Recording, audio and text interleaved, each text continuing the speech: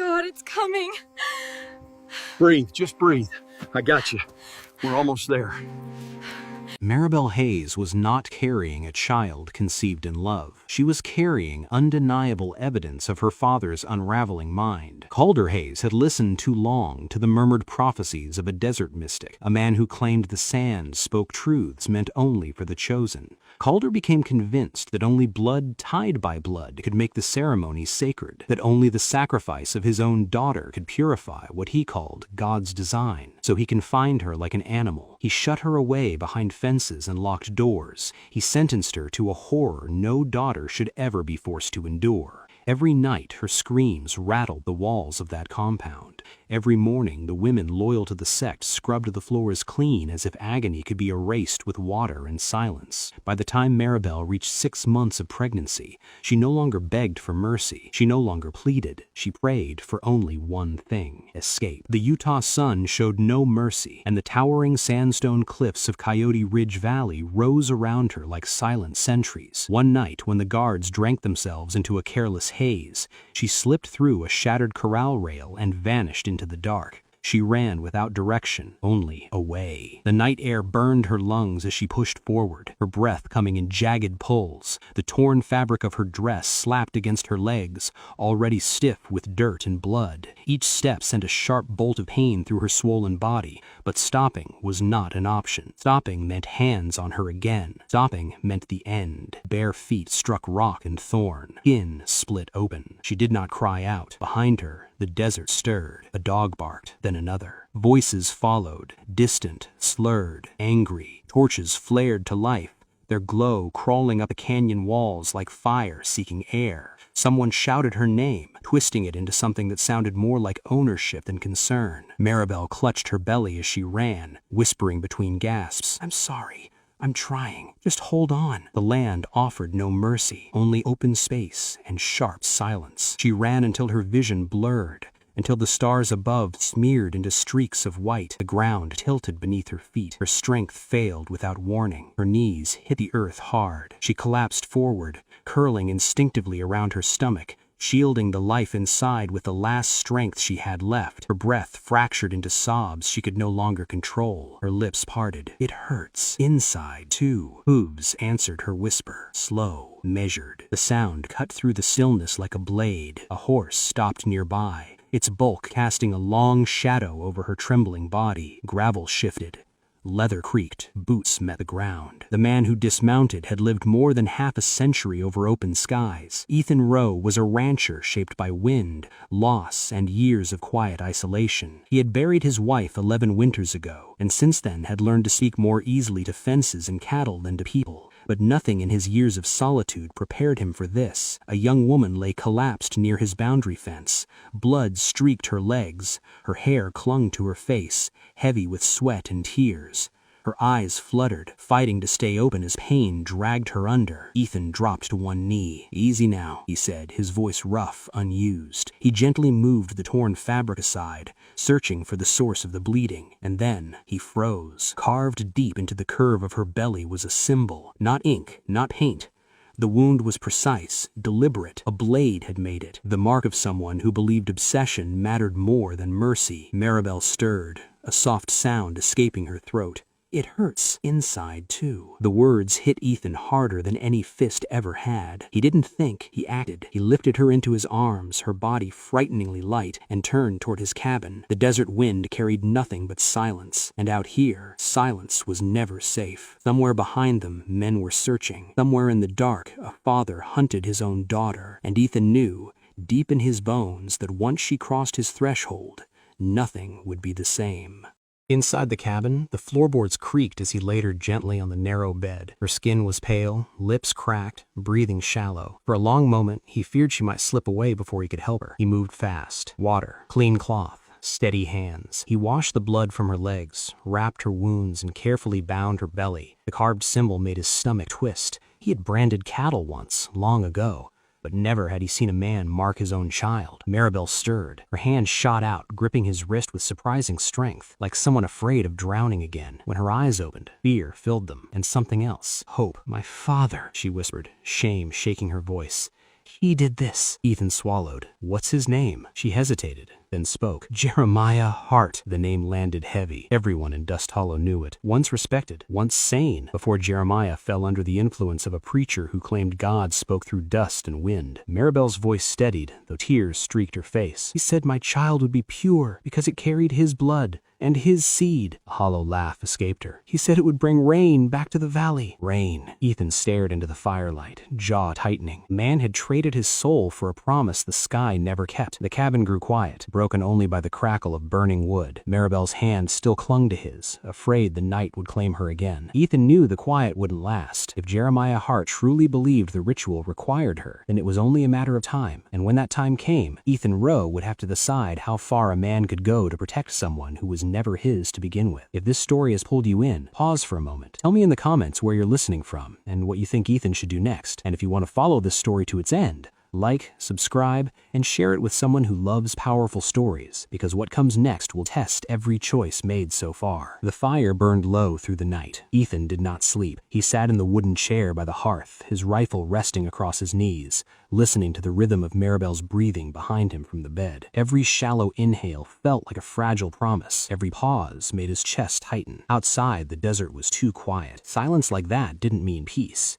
It meant waiting. At dawn, pale light crept through the cabin window, painting the room in soft gold. Maribel stirred, one hand moving instinctively to her belly. Her eyes opened slowly, cautious as if she expected the nightmare to return the moment she woke. You're safe, Ethan said gently before she could speak. For now. Her throat tightened. They'll come. I know. She pushed herself upright with effort, wincing as pain flashed across her face. My father doesn't stop, not once he decides something is God's will. Ethan stood and poured her water. Then we don't wait for him to decide again. She studied him, searching his face. Why are you helping me? The question hung between them. Ethan looked toward the window, toward the land he'd worked since boyhood. Because no one helped my wife when she needed it, and because some lines shouldn't be crossed by any man, father or not. Maribel lowered her gaze, tears pooling but not falling. For the first time, she nodded without fear. The knock came before noon, not loud, not rushed, confident. Ethan felt it in his bones before his ears registered the sound. He reached for his rifle. Outside, a single horse stood near the fence. A man dismounted slowly, hands open, movements calm. He wore dust like a second skin and faith like armor. Ethan Rowe, the man called. We don't want trouble. Ethan stepped onto the porch, rifle steady. Then you're in the wrong place. The man smiled thinly. The girl belongs to her family. She belongs to herself. The smile vanished. You're standing in the way of God's work. Ethan's voice hardened. Then God picked the wrong gate. For a moment, neither man moved. Wind brushed across the plains, carrying the weight of what hadn't yet been said. Finally, the rider mounted his horse. This isn't finished. Ethan didn't answer. He didn't need to. That night, Maribel packed what little she owned. I can't stay, she said quietly. You'll be killed for this. Ethan shook his head. Running keeps you hunted. She hesitated. Then what do we do? Ethan met her eyes. We make a stand. 3 days later, dust rose on the horizon. More than one rider this time. At their center rode Jeremiah Hart. Age sharpened him, not softened. His eyes burned with devotion, twisted into obsession. 2 armed men flanked him, weapons visible, intent clear. Ethan stepped forward, rifle raised. You've taken what's mine. Ethan's jaw clenched. She's not property. Jeremiah's gaze shifted past him. Maribel. She stepped onto the porch, one hand on her belly, voice shaking but strong. I'm not your offering. For the first time, doubt flickered in Jeremiah's eyes, just for a breath. Then gunfire shattered the air. Ethan dropped, rolled, fired back. One man fell. The second charged and went down with a cry. Smoke hung thick. Pain burned through Ethan's shoulder, but he stayed standing, rifle aimed squarely at Jeremiah's chest. Jeremiah froze. Maribel cried out, Please, don't. Ethan's finger tightened, then eased. Jeremiah stared at his daughter, something breaking behind his eyes. Another will be chosen, he muttered, backing away, and then he was gone. The desert reclaimed its silence. Ethan sank to one knee, blood soaking his sleeve. Maribel rushed to him, tears falling freely now. You saved me, she whispered. Ethan shook his head. You saved yourself. Weeks passed. The ranch became more than shelter. It became home. Maribel's strength returned. The land softened her, slowly. One night, as stars watched in silence, new life cried out for the first time. A baby girl, small, fierce, alive. Maribel named her Grace. Ethan held the child carefully, awe filling the space where loneliness once lived. "It doesn't hurt inside anymore," she whispered. And for the first time, Ethan believed the desert could heal as deeply as it scarred. Days turned into weeks, and the ranch slowly became more than just a refuge. It became home. Maribel tended a small garden behind the cabin, each step measured and careful. Her swollen belly made work slow, but she found a rhythm in the simple tasks of planting and watering. Ethan repaired the roof, chopped wood fire, and checked on her with quiet nods instead of words. Their lives were stitched together by circumstance, two broken souls learning to survive together. The nights were the hardest. Every rustle, every whisper of wind across the canyon made Maribel flinch, but each morning she woke alive. Each morning, Grace stirred inside her, a reminder that life could survive even here in the harshest desert land. One night, under a canopy of stars, the cries of new life filled the cabin. Maribel gave birth to a baby girl, tiny, fragile, but with lungs strong enough to announce her arrival to the quiet valley. She named her Grace. Ethan held the newborn in his calloused hands. For a man who thought his best years were behind him, it was a moment that shifted everything. It was not duty, not obligation, it was love. Maribel smiled through her tears. "It doesn't hurt inside anymore," she whispered. Ethan nodded. "No. Not anymore." The scars would never fully vanish, that much was certain, but healing had begun. Outside the cabin, the desert stretched endlessly, silent, patient, waiting. Ethan knew Jeremiah Hart had not disappeared entirely. The man's obsession lingered in the red dust and the shadows of the cliffs. If Jeremiah came again, it would not be alone, but for now, they were safe. Inside, Maribel held Grace close,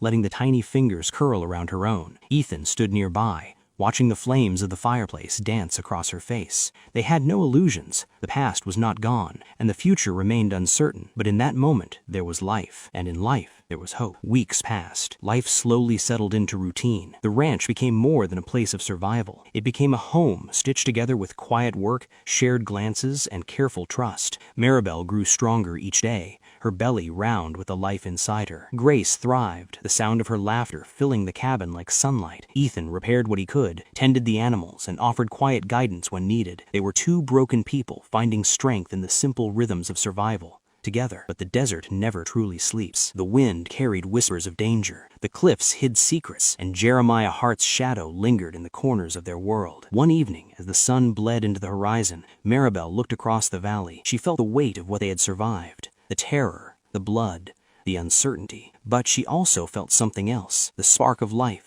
of love, of something worth fighting for. Grace nestled against her chest. Ethan's hands were steady on her shoulders. Together, they had faced death and madness. Together, they had survived. And maybe, just maybe, that was the beginning of something better. The story leaves us with questions that echo beyond the desert. How far should a father go before he is no longer a father at all? Can broken people truly find peace when the past still lingers, like the red dust of the valley? And when life marks you so deeply, how do you choose hope instead of despair? Maribel and Ethan found their answer in each other. They built a life from ashes, and even in the harshest lands with the heaviest burdens, love and courage can take root. If this story moved you, let it remind you, hope can survive anywhere. Where are you listening from? Drop your city in the comments. What would you have done if you were in Ethan's boots, faced with Jeremiah Hart at the door? If you want to continue exploring stories of the Old West, full of danger, redemption, and resilience, like this story, subscribe and share it with someone who loves epic tales. Each story carries pieces of history, each question a challenge we must answer together. And so, in the quiet valley,